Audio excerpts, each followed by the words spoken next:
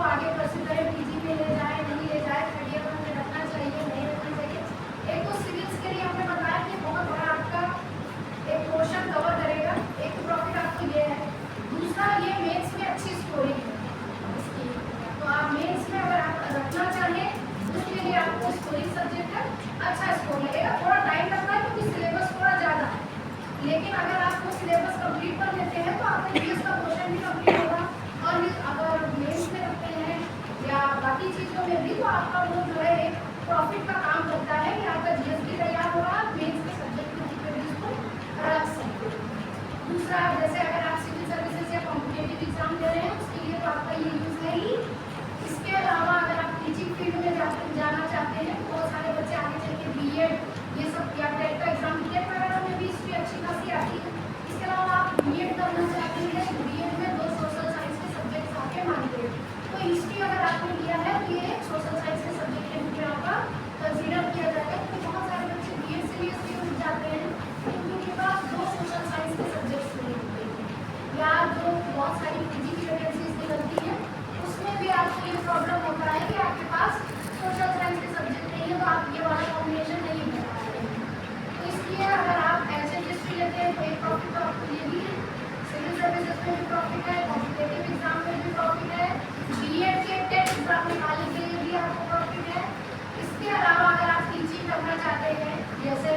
आप UGC net वगैरह देना चाहते हैं, तो आप पीजी के जो है फाइनल ईयर में आप एग्जाम या पीएडी में बैठ सकते हैं। उसके लिए आपको 55% मार्क्स जनरल के लिए और बाकी के लिए थोड़ी क्राइटेरिया कम की गई हो, 50% अगर आपके बीए में मार्क्स है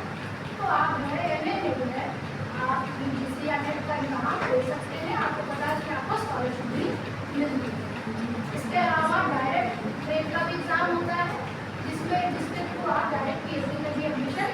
ले सकते हैं, जो यूनिवर्सिटी के थ्रू कराया जाता है। लेकिन अब शायद ये बदल गया है, अब यूजीसी के नियम के अकॉर्डिंग ही जो यूजीसी का इम्तहान आप देंगे उसी में पीएचडी करने का भी इम्तहान इंक्लूड होगा, उसकी मेरिट के आधार पर आपको जो है एडमिशन पीजी में मिल जाएगा। अगर आप पीजी में हायर लेवल पे जाना चाह रहे हैं, यूनिवर्सिटी में जाना चाह रहे हैं, कॉलेज में जाना चाह रहे हैं, तो उसके लिए भी आपके पास एक ऑप्शन यहाँ उपलब्ध है, चाहे आप सिविल में जाएँ, चाहे कॉम्पिटेटिव एग्जाम में जाएँ। इसके अलावा भी आपके पास कई ऑप्शन है जो ज़्यादा फेमिलियर नहीं है, लेकिन ये ऑप्शन आपके पास है कि लोगों को जानकारी है। जैसे कि आपने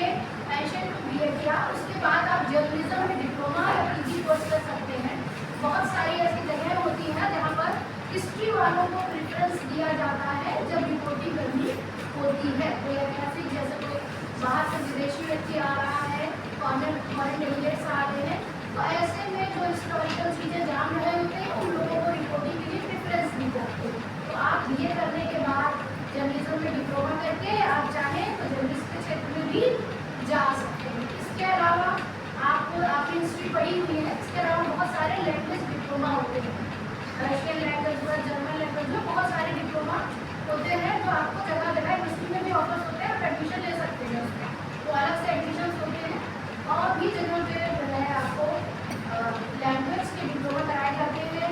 वो आपके डिस्टेंस एजुकेशन में भी है और वैसे भी आपको कई जगह मिलेगा। अगर आप हिस्ट्री के साथ फॉरेन लैंग्वेजेस भी जान सकते हैं तो कभी कभी आपको ट्रांसलेटर की भूमिका में या जो है आपको टूरिस्ट गाइड की भूमिका में, टूरिस्ट गाइड की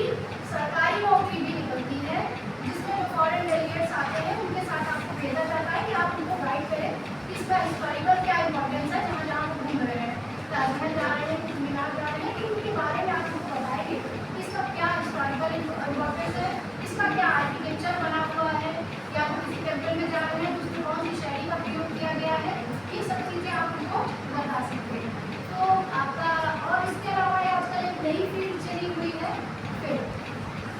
अगर आप यहाँ से ये करने के बाद चाहे तो जो है फिल्म सिटी में बहुत सारे नोएडा में और बहुत सारी जगह पे फिल्म पे डिप्लोमा होता है, और आजकल आपको पता है कि हिस्टोरिकल फिल्में बहुत बन रही हैं, तो उन हिस्टोरिकल फिल्मों में आप जैसे ड्रेस डिजाइनिंग का कोर्स कर लेते हैं, या जो है सेट वेट बनाने के लिए ऐसे लोगों को प्रेफरेंस दिया जाता है जिनका हिस्टोरिकल बैकग्राउंड हो, ठीक है। तो अगर आप बीए करने के बाद जर्नलिज्म कर लेते हैं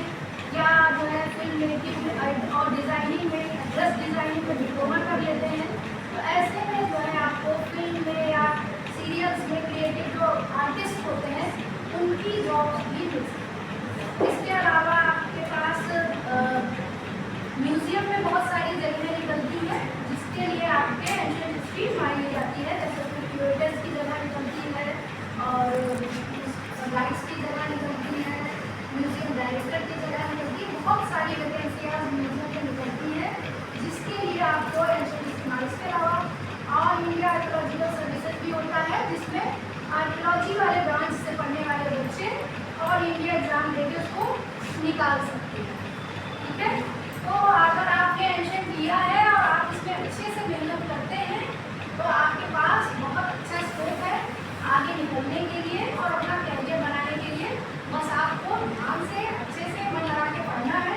और अगर आप 3 साल अच्छे से पढ़ते हैं तो निश्चित रूप से आप कॉलेज से बहुत कुछ लेके जाएंगे। ठीक है, अब हम लोग बात कर लेते हैं कि जो आपका न्यू सिलेबस है इसमें, ठीक है, तो जो